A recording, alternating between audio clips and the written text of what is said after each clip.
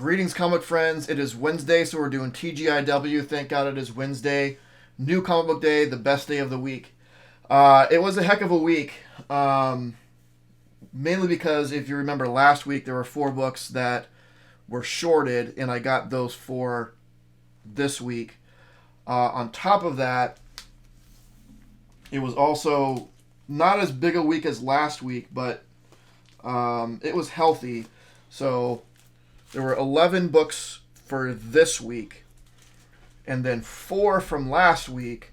So that means a total of 15 books, 15 new to me books. And thankfully, I was in the mood for reading some modern books because I did read all 15 of them this evening. But just to play catch up, let's go over the 4 that I missed last week. All right, we'll start with Daredevil number 6. I got the Peach Momoko cover. I always get Momoko covers if it's available to me. This is no different. Great Elektra cover by Miss Momoko. Let's see, Daredevil 6. What can be said? Things are happening. He is ruling the Fist and trying to amass an army to take on the Hand. And he has recruited from, essentially, a bunch of villains that were in prison. He freed them and is reaching out and offering a second chance. Like, look, you can do good. We can help you make something of yourself. Yeah, it's good. Next, let's see. This I was pretty torn on, but I'm getting there. So Dark Web number 1. This is kind of a Spider-Man X-Men crossover, but it definitely feels more Spider-Man influenced than X-Men. So there was a lead into this already, but this is the first issue of the actual event. And, you know, we got introduced in the pages of Amazing Spider-Man, we got introduced to Ben Reilly's new alter ego, Chasm, which I don't need to go into that again. But it's interesting, right? They got a reason to bring Spider-Man and X-Men together by this common thread of clones. Madeline Pryor being a clone of Jean Grey and Ben Reilly being a clone of Peter Parker. And they're both they're disgruntled clones. So they decide to team up. And Madeline Pryor is ruling Limbo. It calls back to Inferno quite a bit, which I've never actually read. But I kind of get the gist of it. And it's not bad. There are some cringy moments. Like, yes, Chasm is dumb, and Hallows Eve is dumb. But if there's one good thing that might come out of this, aside I mean, it's early. It can still be a good story. If it's good, it's good. It's fine. But as far as outcomes, it is possible. It is possible that it is going to reverse the Donny Cates mess of Venom. So, I've mentioned this before. Like, I started reading the recent Venom run, but I didn't like it.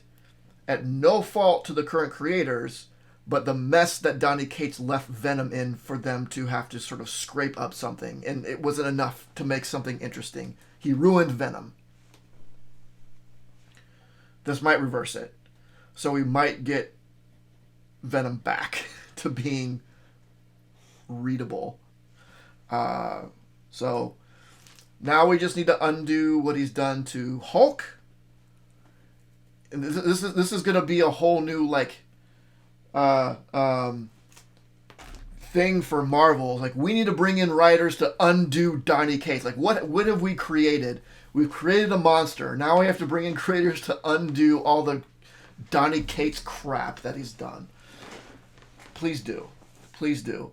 Though I am told that Donny Cates is getting off of Hulk on issue 12, which is great. Hopefully he won't be Hulk spaceship. Whoever is taking over, hopefully will undo that crap and I can read Hulk again. That would make me so happy. But Dark Web 1, I enjoyed it. It gave me more hope for the event. Predator number 5. I really like the premise of this Predator story. The girl that survived a Predator attack and grew up hunting predators and having Predator trophies and using Predator armor and all that. So this is definitely a exposition sort of issue, not really much action in here. But in the previous issue, she was captured by a corporation, and excuse me, it's her just kind of explaining, them finding out what her story is and whatnot, and her saying, "You have to let me go. The predators are going to come after me. You're all in trouble. Just let me go do my thing." And the last one I missed last week was Punisher 8. This has some nice, this issue, this Punisher doesn't, but Daredevil has some good synergy with Punisher. Daredevil doesn't show up a lot in Punisher. He shows up briefly, but he's not part of the main story here. Predator is going to show up as a player in Daredevil, I'm pretty sure. But yes, Ares is coming with his crew, his army, to attack the Hand outpost. Maria is starting to figure out that something is wrong. And it's becoming more clear that Punisher does not care about the Hand at all. He cares about the position it puts him in. And that's all he really cares about. He cares about, one, he got his wife back, and two, it puts him in a very good position to punish. So that's what I missed last week. For this week, we had 11 books. Since we briefly talked about Dark Web, there were 2 Dark Web tie-ins this week. One, Amazing Spider-Man, was our Dark Web tie-in, which is fine. It makes sense. And I'm trying to think, since I read 3 Dark Web books, like what happened in which. So Venom shows up in this. We get a peek of what hopefully Venom could be going forward, uncatesified. I hope that it sticks. It's very, very possible that it doesn't, but I hope that it does. And I'll come back to this, but we have Dark Web, the X-Men limited tie-in. So, and I don't read X-Men, so I'm not sure, but I think that the Spider-Man centered stuff will happen in Amazing Spider-Man, and the X-Men centric stuff will happen in this limited. I don't know if X-Men titles are getting Dark Web tie-ins, which is fine. I normally wouldn't get X-Men stuff, but they seemed, so important to the Dark Web story. I figured I'll get the X-Men limited part of it. I'm not getting, like, there was a Miss Marvel Dark Web tie-in that is referenced in one of these books. I didn't need that.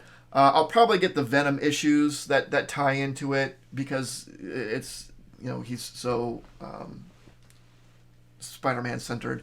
But the other ones, like the Miss Marvel and whatever else there is, I don't think it's necessary for the Dark Web story. But from what I can tell, Spider-Man centric stuff will happen in Spider-Man, X-Men centric stuff will happen in this limited, and then it'll come together in the Dark Web series itself. But through 3 Dark Web proper books. Aside from its faults, it seems fine. There were some fun moments in here where we had Spidey, Iceman, and Firestar all hanging out together, which is like a good callback to Spider-Man and His Amazing Friends. That was a lot of fun. So yeah, I'm on board. I'm enjoying it so far. Savage Avengers 2099. Things aren't looking good for the old Savage Avengers. Especially where this leaves off. But blah blah blah blah blah. Time travel, who knows, right? But it's a lot of fun in the 2099 universe. We get Doom 2099. We get Punisher 2099. Ultron is there because Ultron is everlasting. And the other Savage Avengers, I'm enjoying this incarnation of the group. Deathlock, Miles Morales' Deathlock was a really interesting twist that happened a while ago. So hope it's not too big of a spoiler. You've had months. If you haven't read it yet, you probably aren't going to. So there you go. Oops. There was a good Spidey-esque Miles moment in this one, but I am enjoying this run of Savage Avengers. Garbage Pail Kids Origins. I mean, I think I've said everything I need to about this particular book. I really liked Madballs versus Garbage Pail Kids. This, I'm just having a hard time. I want to like it, but can you really put a story around Garbage Pail Kids? Well, I mean, you can try, but it's hard because they don't have a story. And I'm okay with wacky and nonsensical, but the story here, it doesn't work. It just doesn't work. So I think, I mean, I'll write out Origins just because I'm already 3 into it.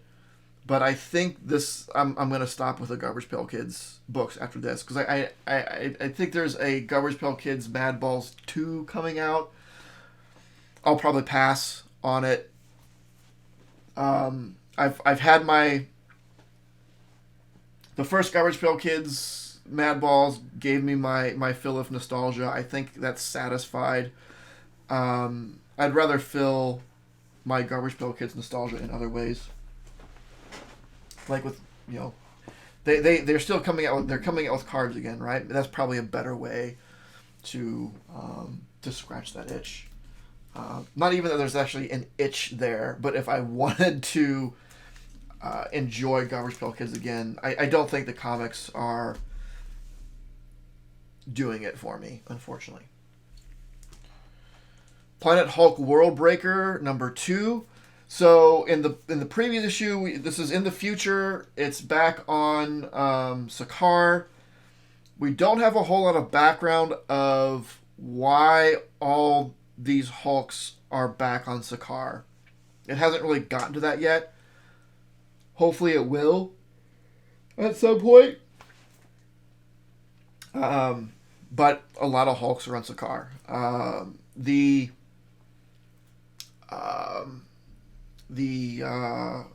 descendants of Hulks on Sakaar are being persecuted, and they're trying to get wiped out.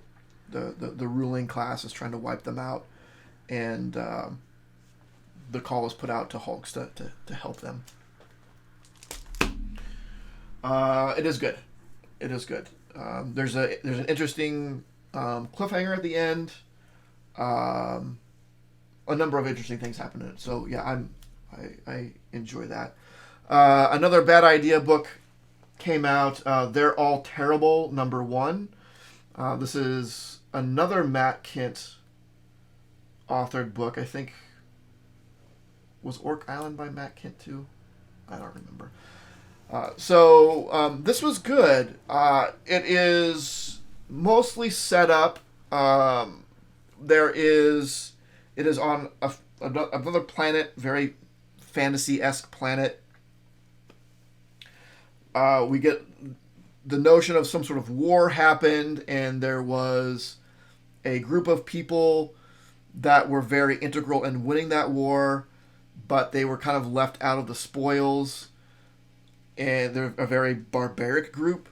So they decide that they are going to take what is owed them by attacking us. They're going to attack a city that supposedly has some treasure or something. The city sees that this is coming, so they go out to find people to help them, because the city's basically, they're all pacifists. They're all like artists and poets and whatnot. So they're going out to find help to help defend the city. There's a funny little twist that happens about midway through. But it's just, I don't know. It doesn't sound like, once I say it, it doesn't sound like a terribly interesting premise, but it's good. So I don't know what else to say about it. I very much enjoyed it. Batman Incorporated #3. We're starting to get a little more clarity on this. So someone is out killing all of Ghost Maker's old teachers and mentors. We get the one who's behind it shows up. We get an idea. We don't know exactly who they are, if they are someone that we know already, but we do get what their relationship is to Ghostmaker, and an explanation of why they're doing what they're doing. But we do get an interesting look, a bit more about Ghostmaker's past here, which is good, because I do really like the Ghostmaker character, and getting more information about him I think is interesting. But yeah, I'm still enjoying this. This definitely doesn't feel like a Batman Incorporated book. It feels like a Ghostmaker book, which is fine. Members of Batman Incorporated are there. They're being sent out to help protect these teachers, but it is definitely, they're all more there to support Ghostmaker, not as it being a team book. And that's not bad. I'm just saying that's what is happening. Let's see. I'll save that for last. Armageddon Game, The Alliance. More Armageddon Game. Man, there's a lot of Armageddon Game. You get the Armageddon Game Limited. You get it in the main series. You get one shots. We're getting limited. There's a lot of Armageddon Game. And I don't know if it all really falls under Armageddon Game.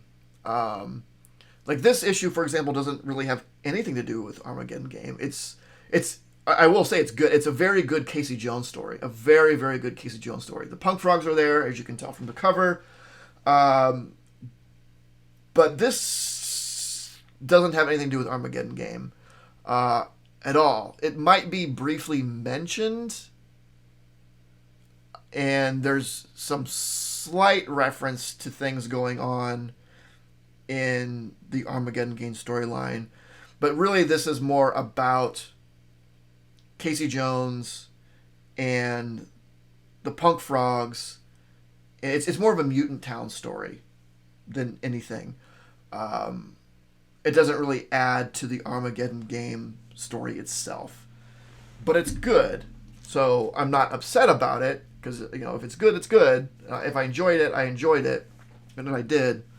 I actually enjoyed it more than most Armageddon Game stuff, because it wasn't really an Armageddon Game story. Not that I don't like Armageddon Game, but there's just so much of it. But it's more... This could have happened without Armageddon Game going on. It's more about just the characters that already exist.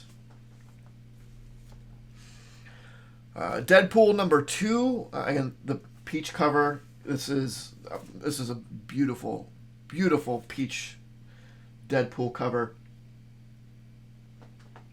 It feels like it's been a while since Deadpool 1 came out. So Deadpool wants to join this group of assassins and is given the test of assassinating Doc Ock. However, he is also infected with a piece of the Carnage symbiote. And how that interacts with Deadpool because of his healing ability is not how a Carnage symbiote normally would affect someone. But it's your normal Deadpool fare. Either you like Deadpool or you don't. It has the funny beats and all that. But it's if you like Deadpool, you'll like it. If you don't, then you won't. Superman, Son of Kal-El, number 18. Yes, so this is Kal-El Returns, part 6. Again, this Kal-El Returns doesn't seem to be like an ongoing story where you have to get 1, 2, 3, 4, 5. It's just, I don't know, it's the 6th story in which Kal-El is back, I guess. But it definitely is a John Kent story with Kal-El there. And it is kind of wrapping up for now this red sin thing that's going on. Red Sin is uncovered, figures out kind of what's going on there, what his motivations are, and it's kind of wrapped up with a loosely tied bow at the end. Continues to be great, and I did pick something up off the shelf, a number 1. I picked up Invincible Iron Man 1. It's been a long time since I've read an Iron Man book. When I was young, Iron Man was my favorite. And it just got to the point where I just didn't care about the character anymore. So I decided I'll give him another shot. And I really like this. I'll probably stick with it for probably at least the first arc. I did really, really like this book. I think it's Dugan, I don't know how he pronounces his name, is on it. But it was really good. I'm excited to see, I hope that it continues to be good. If it is, I will continue to get it. But especially with those 4 other books, a fairly beefy week. Man, 3 Dark Web tie-ins, that's a lot. So it was still a pretty big week.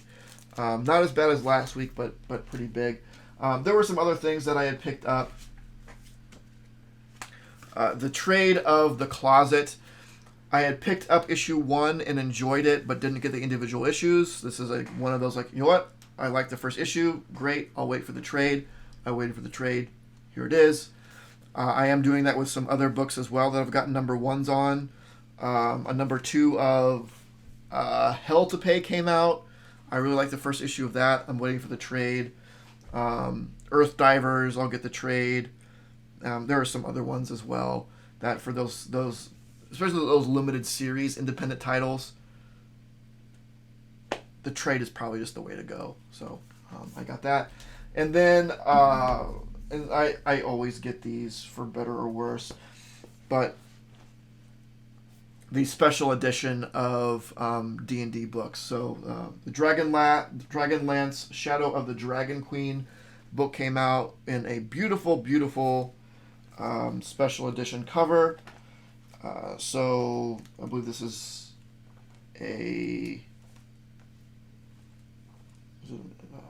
yes, it is an adventure with, I'm guessing, also has some player options and things like that. But these are just beautiful, beautiful books.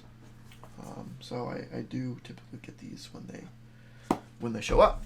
So I did. That's it. So that's everything. 11 books this week plus the 4 and the other stuff. It was a lot, but it was a good week. Everything I really enjoyed everything except for Garbage Pail Kids, and that's once that's done, I'm off of that train. But everything else was really good. I enjoyed the Dark Web stuff more than I thought I would, which is good. But yeah, solid stuff. I'm really happy with most everything that's on my pull, and the things that I'm not super happy with aren't going to be around for much longer. So Yeah, I think we're doing good. But that is it. Like, comment, subscribe, all of that. And, of course, don't forget to make yours Titan. This video was brought to you by Titan Comic Pressing. Follow us on Facebook and Instagram at Titan Comic Pressing LLC.